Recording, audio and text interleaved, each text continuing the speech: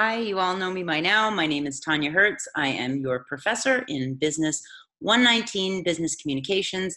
And today we're going to be talking about your final project, which is your Thinking Ethically case study in the written report. This is a big project. It's worth 15% of your overall grade. It's a large written report, and we want to make sure that you do it right, that you do it well. So let's talk about some of the components so that you make sure to do that right. Let's start by looking at our modules again. So the case study is in Module 8, Thinking Ethically report. This is the penultimate assignment of the semester. The only thing that you have after this is the final exam. So the Thinking Ethically report is there in Module 8. The cases are also located in here. Most of you have already all of you have already chosen a case. You are going to be writing a report on the same case on which you presented. A PowerPoint is available here. We'll be going over that right now. And a little bit more about the assignment is here. This is where you actually upload your assignment. And there's also a rubric that shows you how I grade the assignment. So let's go ahead and look at that PowerPoint itself. So this is that PowerPoint, the PowerPoint about the Thinking Ethically report. You're going to be writing individually a 5 to 8 page report that includes all of these components. The 5 to 8 pages does not include the cover page or table of contents, just the executive summary, the introduction, main body, and conclusion. References, visual art, cover page, and table of contents are not included in that page count. The report is based on the studies that we talked about. The case forms the basis for your report. You are no longer answering the questions at the end of the case study. Now you are just focusing on that topic of your individual ethical dilemma. You'll be developing a primary thesis and then supporting that thesis. So for example, if you chose the case study, should companies offer smoking breaks, you might make an assertion that it is unethical for companies to offer smoking breaks to employees. You're going to use deductive reasoning in your paper, like we use in every single aspect of business except a bad news message. And remember, deductive reasoning presents that thesis statement immediately at the beginning of every paragraph, and then it provides supporting facts or examples to support that thesis and prove that, yes, you are correct. Now, in a business report, this is different than a discussion post. It's a written piece of business communication, and every assertion that you make, every statement that you make must be supported with outside evidence. I cannot stress the importance of this. You have to provide facts, examples from reputable sources, and tell me what those sources are, and then cite at the end of that paragraph in parentheses.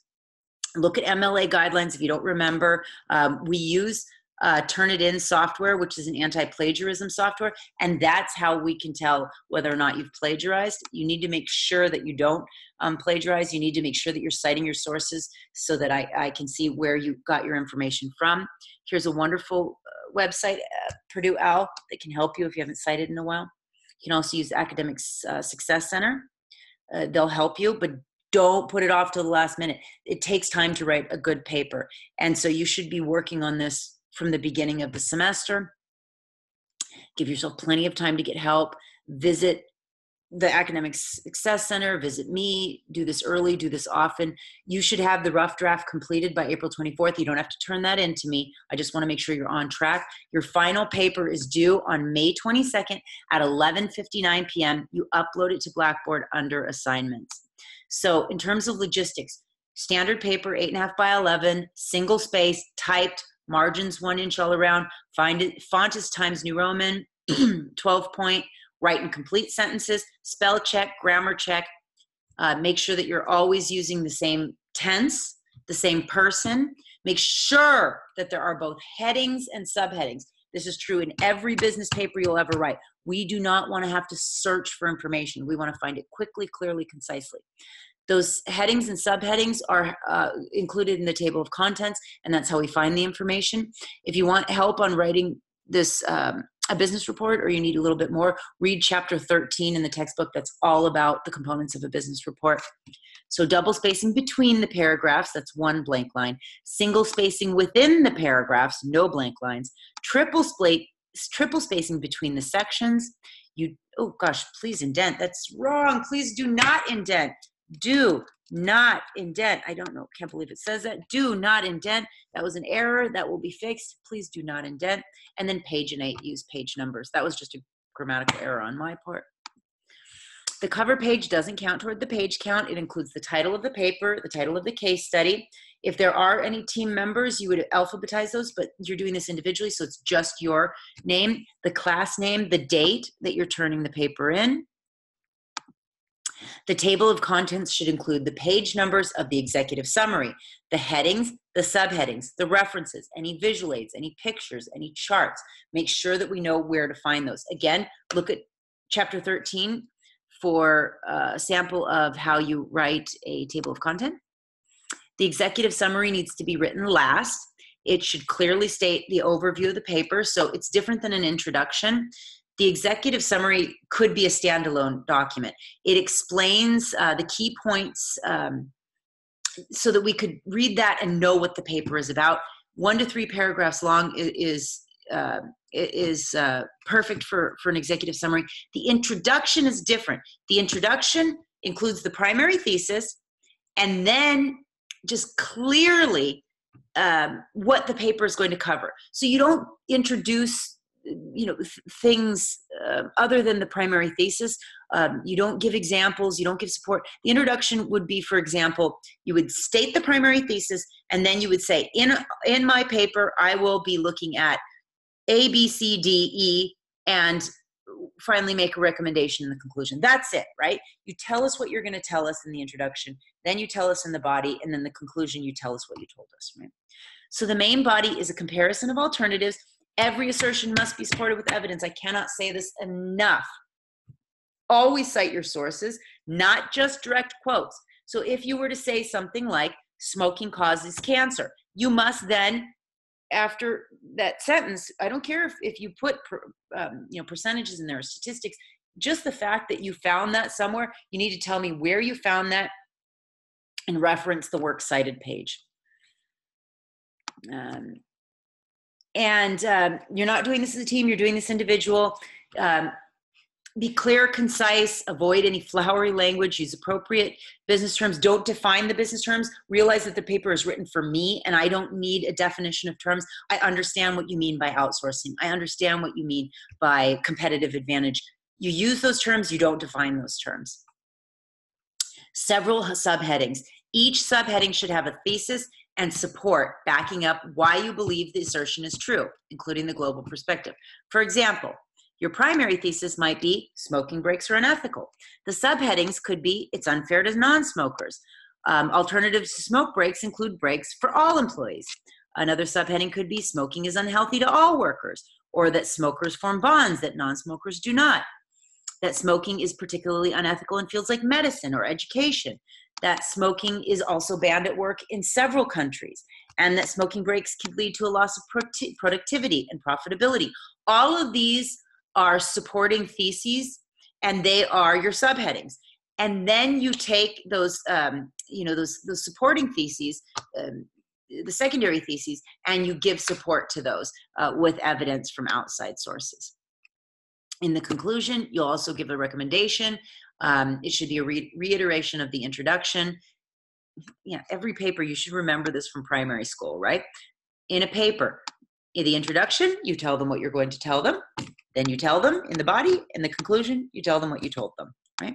You have to always include a references page or a works cited page. Use the MLA formatting.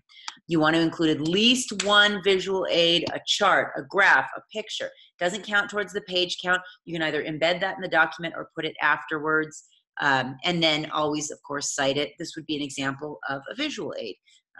Maybe it says 66% of non-smokers believe that it's unfair, blah, blah, blah, right? You got it.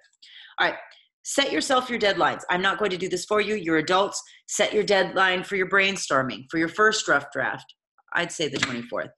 Your executive summary, to review your paper against the rubric. consider having a meeting with me. I would be happy to meet with you, but only if you don't email me your paper and say, oh, can you please, pre-grade this? I'm not going to do that for you. If you want a meeting with me, set it up, email me, we'll come in, we'll look at it together, and I'll give you recommendations. Make sure that you're checking your references, that you have timelines for all of this, right? And this is just a sample. You can set it up as you like. All right, so once you're done with that paper, you will make sure to upload that here. The very latest at 5:22 at 11:59 p.m. I will not accept any late assignments, especially because the class ends 3 days later. So I'll be spending those last 3 days grading like a mad fool, grading papers and trying to get everything to you on time. So no late assignments. I would prefer that you even got it in a little bit early if you can. But I actually won't start grading until that date because, and I should have said this also, whenever you upload anything, any assignment to Blackboard, I only grade the last assignment that you submitted. So if you made a mistake on one of the assignments and you wanted to upload it again, that's fine with me. I only grade that last assignment. All right, good luck on this assignment. I'm looking forward to reading these papers. It's always a lot of fun. And make sure to follow those guidelines. Business reports follow a very strict format. Everyone in the business world is used to reading them a certain way. We don't like when you deviate from the norm. This is not the time to get creative with the way that you format these documents. We want them a certain way so that we can quickly, clearly, concisely get to what we're looking for. So follow those directions, and you'll do fine. If you have any questions about citing your source or referring to those sources, please talk to me. Every semester, I don't know what happened, if something happened with our education system, but this seems to be the hardest thing for people is writing. Writing these reports and citing their sources.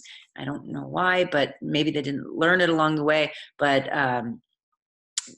yeah, if you have trouble with it, come talk to me. I really want to make sure, you don't want to graduate from college not knowing how to write and to cite your sources.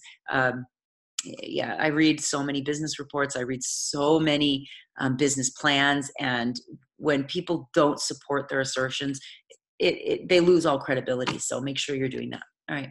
Take care. Bye. Let me go ahead and log out of here. Have a good one. Take care. Bye-bye.